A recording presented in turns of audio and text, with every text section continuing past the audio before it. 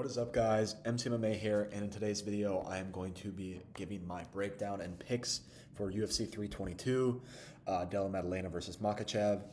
This is absolutely card of the year. Honestly, probably one of the greatest pay-per-views of all time. Like, we have two double champ fights, and the rest of the card is stacked too. A bunch of ranked matchups, and not just ranked matchups, like very interesting ranked matchups. A ton. I mean, the prelims are stacked. The main card is stacked. We've got two title fights with two with two fighters who are potentially going to achieve double champ status. This is absolutely amazing pay-per-view. I've been counting down the days for this one for a while now, especially with the past couple fight nights that we've had. So let's just get right into this breakdown. All right, first fight of the night, we have got Susurkaev taking on McConico. Baisangur, as some of you may know, is training partners with Khamzat Chimaev, and he made his debut at UFC 319 on, I think it was 4 days' notice, because he won earlier that week on Contender Series, and then immediately after winning his Contender Series fight, Dana booked him at UFC 319 that weekend. So absolutely crazy start to Baisangur's career. He's a pretty hyped up fighter. I mean, obviously, with the attention that Dana has given him already, he clearly thinks very highly of him. I was not very impressed by his performance in his debut. Eric Nolan, his opponent, was kind of teeing off on him at points. He wobbled him pretty bad late in the first round, but Susurkaev was able to bounce back in the second and get the victory. I do think you have to cut him some slack for that one. Obviously, the fight was on like 4 days' notice, and he was up a weight class. So I still think that he's very good. As for Eric McConico, he made his debut earlier this year against, I think it was Nursultan Ruziboyev. That was a fight on very short notice, which he ended up losing, but no shame in that one. And he did get another UFC fight, which he won over Cody Brundage, but it was a split decision, and like Cody Brundage, as we know, is like literal bottom of the barrel UFC fighters. So I don't think that McConico is going to really be able to compete with Baisangur Susurkaev here. I'm going to go with Susurkaev by a second round knockout. I mean, could be first, could be second. I don't know. I think he's going to knock him out. He should get a finish here pretty easily. All right, next up, we have got number 12 ranked Angela Hill taking on Fatima Kline. I really don't know much about Fatima Kline. I think she's decently hyped up. And then Angela Hill, obviously, as we know, she's like the female Neil Magny. She's been at the bottom, around the bottom of the rankings for literally her entire career. She has fought literally everybody. She's got like 30 UFC fights or something crazy, and she keeps sticking around. But I do not think she's going to get this one done. I'm going to pick Kline by decision here. All right, next up, we've got a very interesting matchup in the featherweight division. We've got Pat Sabatini taking on Chepe Mariscal. If you guys have seen my featherweight matchmaking video, I think that the winner of this fight should definitely get a ranked opponent. Both of these guys arguably deserved ranked opponents right now, but they're going to be fighting each other. In this one, I think Chepe Mariscal is going to get it done. I'm going to pick him by decision. I know that Pat Sabatini is a pretty good grappler, but I think that Chepe has got the ability to defend a lot of Sabatini's takedowns, and I think that he's a much better striker. I know that Sabatini was able to really ragdoll Joanderson Brito on the ground in his last fight, but Brito he displayed some pretty bad fight IQ in that one. He was jumping a lot of guillotines, which just resulted in him on the bottom, and I mean, that was exactly what Pat Sabatini wanted there. So I think that Chepe Mariscal is going to be smart enough to not pull guillotine on a guy like Pat Sabatini. I think he's going to have a good amount of success defending the takedowns from Sabatini, and I think that he's going to definitely piece him up on the feet. We know Sabatini's not the best striker. So my pick here is going to be Chepe Mariscal by decision. All right, next up, we have got Kyle Daukaus returning after his resurgence against Michel Pereira in his last fight, and he's taking on the crafty vet, Gerald Meerschaert. Daukaus, as some of you may know, returned on short notice earlier this year to take on Michel Pereira at the UFC Shanghai Fight Night, and he knocked him out in the first round. And then GM3, I mean, we know GM3, he's been around forever. I forget who his last opponent was, but I know he fought Rainier de Ritter like late last year. Like he fought a few other guys. He fought like Edmund Shabazian pretty recently. Oh no, he's on a 3-fight losing streak right now. Most recently lost to Mikhail Ilachechik, UFC 319, and also lost to Brad Tavares earlier this year. I think the craftiness is kind of running out for Gerald Meerschaert. I think he's finally getting towards the real end of his career. And Daukaus looked really good in his last fight against Michel Pereira. Obviously, Michel, I don't know what the hell's happened to him, but he's just fallen off an absolute cliff recently. But Daukaus looked good in that one. He is currently on a pretty good win streak, and I think most of those wins are coming by finish too. And I don't see why GM3 would be able to stop him here. So I'm going to be picking Daukaus by knockout. All right, next up, first fight on the prelims, we have got Malcolm Wellmaker taking on Cody Haddon. This is a pretty interesting matchup.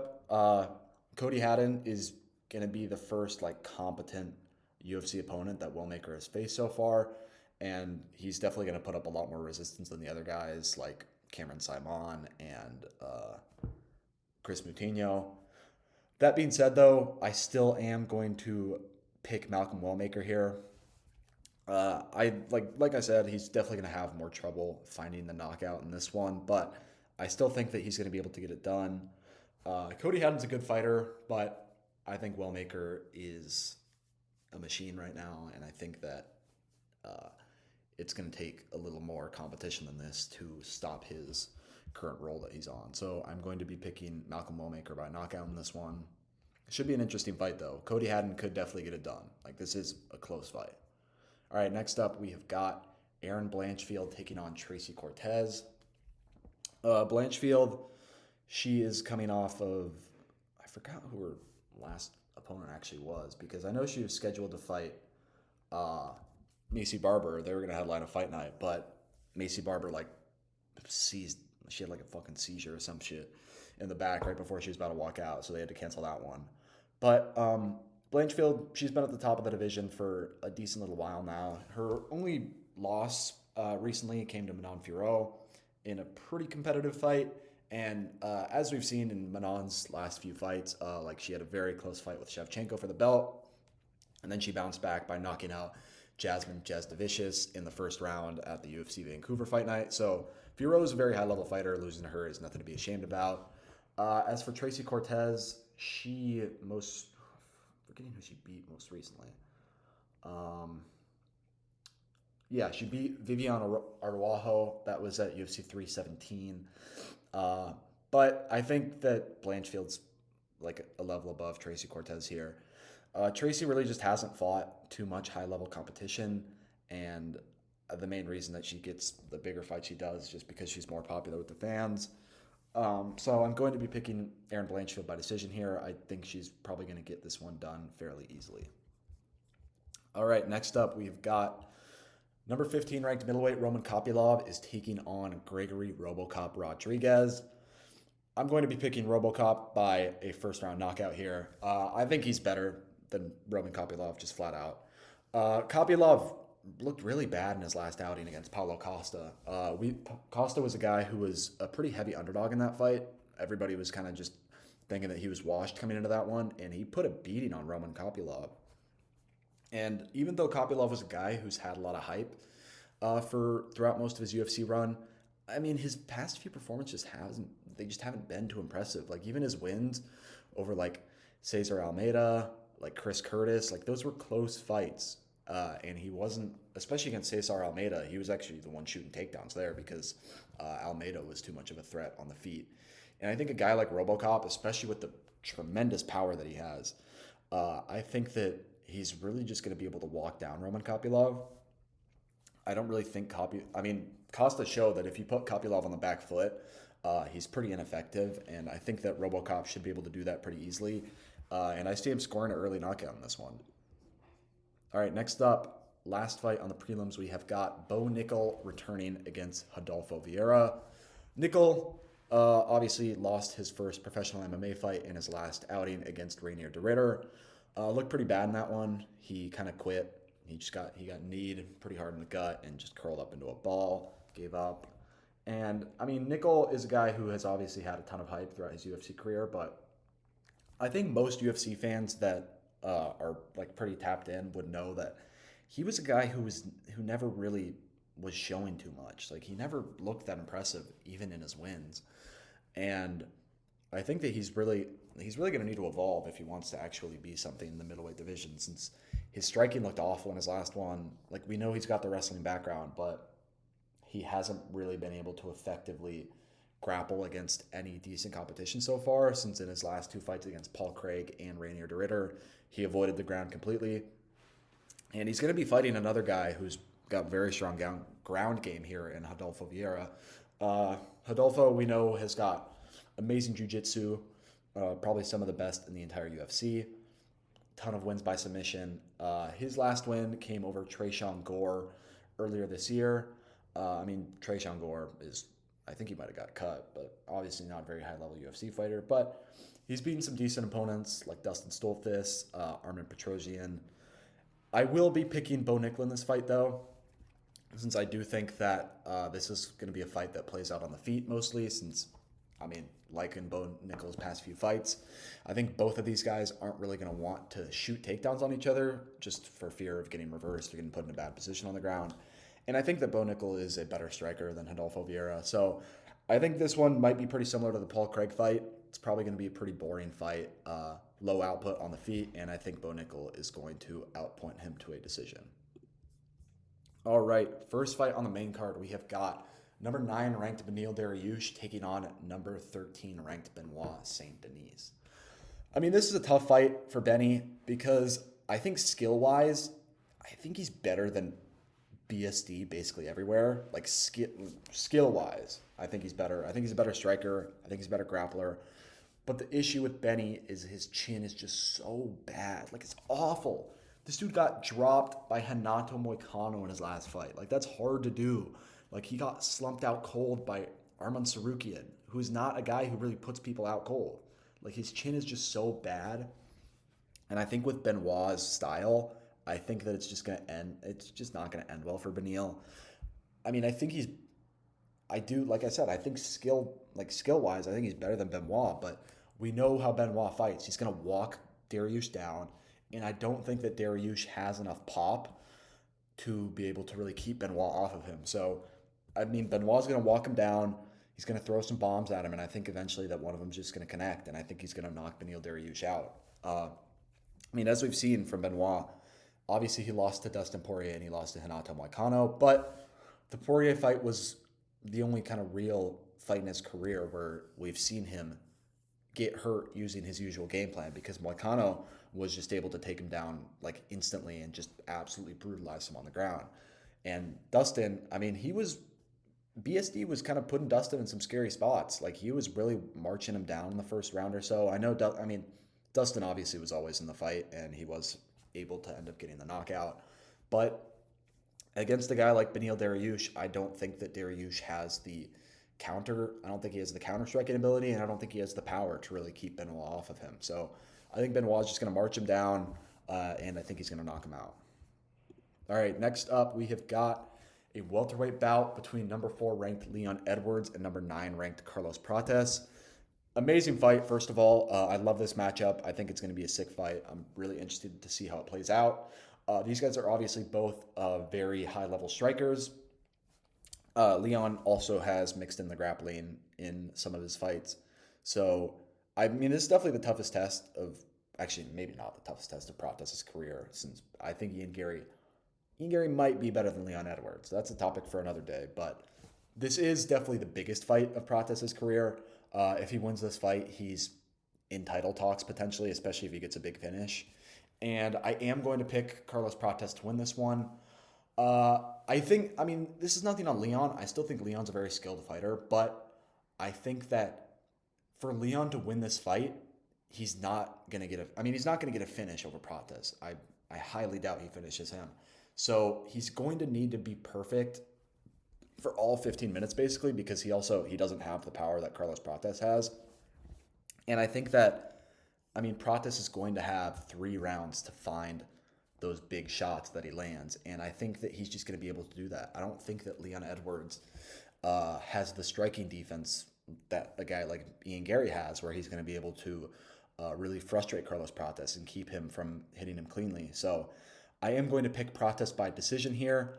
I think he's just going to land the bigger shots throughout the fight. And I do anticipate Leon is probably going to try and mix in his wrestling at some point, but Prates showed in the Ian Gary fight that he has very strong takedown defense. I think he stuffed basically every single takedown from Ian Gary. And Ian Gary shot a lot of takedowns in that fight, like a very surprising number of takedowns for a striker. So I think Prates is going to be able to defend the grappling from Leon, and I think he's going to land the bigger shots throughout the fight. So I am going to pick Carlos Prates by decision here. All right, next up, we have got another banger at welterweight. We have got number 2 ranked Sean Brady taking on number 8 ranked Michael Morales. Brady, we know, power grappler, suffocating. He's a suffocating grappler. If he gets you down, it's very hard to get up. He's got great submission abilities. He's really good at keeping his opponents in bad positions. And Michael Morales is just an absolute freak athlete. I think that's the best way to describe him. He might be one of the best athletes in the entire UFC. This is a dude who, it says he's 6 feet tall. That's total fucking cap. He's at least 6'2" or 6'3", got a freakish wingspan at 79 inches, and he's basically been knocking out everybody that they put in front of him so far. Knocked out Gilbert Burns in his last fight in the first round, knocked out Neil Magny before that. Morales has definitely never faced an opponent at Sean Brady's caliber, and he has definitely never faced anybody with the grappling capabilities of Sean Brady. But despite that, I really just think Michael Morales is a nightmare matchup for Sean Brady. On the feet, I think Brady's fucked. Like, he's a solid striker, but against a guy like Michael Morales, who's as explosive and athletic as he is, I think he's going to have a lot of problems. And I think that Michael Morales has exhibited really good takedown defense in his last few fights. I do think Brady will probably be able to take him down like once, at least once, if the fight lasts that long. But I think Morales is a good enough anti-grappler that he's going to be able to defend a good amount of takedowns. I think he's going to be able to keep Sean Brady from getting him in really dangerous positions on the ground. And I think on the feet, Morales is a really big advantage. So I am going to be picking Michael Morales by knockout in this one. But this is a super close fight. I would not be surprised at all if Sean Brady won this one. But I am going to pick Morales. All right, next up, we have got our first title fight of the card. We have got women's flyweight champion Valentina Shevchenko defending her belt against former women's strawweight champ Zhang Weili. This is such a sick fight. I'm so glad that they finally made this. This is a fight that's kind of been in the works for years now. We kind of just needed to get through the Alexa Grasso trilogy to finally get this matchup. But, this has been a dream fight for MMA fans for a long time. The two long-reigning champions in the women's section at flyweight and strawweight, and they're finally taking each other on. I do think that Valentina is slightly washed at this point. Like, slightly washed. She's definitely not fully washed, but she's getting old. She's had a lot of fights. She's not the striker that she once was, for sure. She's slower on the feet. She hasn't looked as good striking-wise in her last few fights. She's been kind of mixing in the grappling a decent amount more, especially in her trilogy fight against Alexa Grasso. And I think Weili is really hitting her stride at this point. She's coming off 3 dominant wins back to back to back. She absolutely dominated Tatiana Suarez in her last fight. I still don't understand how Suarez was a favorite in that one. That was insane. But, Weili looked amazing. She stuffed basically every single takedown after the first round. She was styling on Tatiana Suarez on the feet. And I think that Weili's just going to have the advantage here. I think that she definitely has a speed advantage on the feet. I think that she's definitely going to be able to outstrike Valentina. And I think that Valentina is likely going to try and mix in the grappling at some point. And I think that Weili is going to be able to defend that pretty well. So I am going to go with Zhang Weili by decision in this one. And I think she's going to become the second women's double champ. All right, on to the main event. We have got welterweight champ Jack Della Maddalena taking on former lightweight champ Islam Makhachev. First off, what a fight. I know most of us wanted Islam versus Ilya, but This fight is almost as good.